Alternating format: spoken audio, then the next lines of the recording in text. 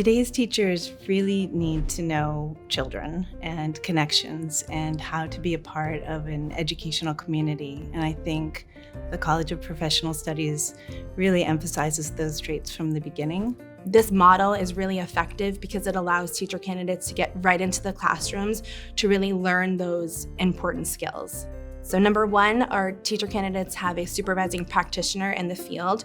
So this person is serving as a mentor for their clinical experience. They're also assigned a field placement faculty who is going to support them not only on the clinical side of things, but coursework as well.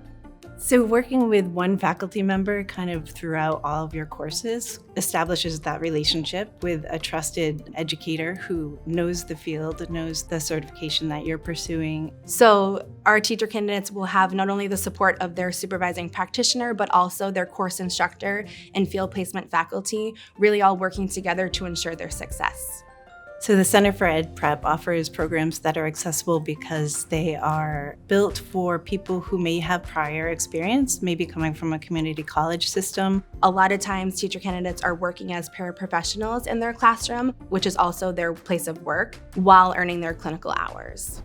And so it makes them accessible because you can work full-time and also pursue a certification, which will bring you to a different level of pay scale or a different level of experience. The fact that we have a program that is really targeting working adults and knowing that this goal is achievable really is the most important thing.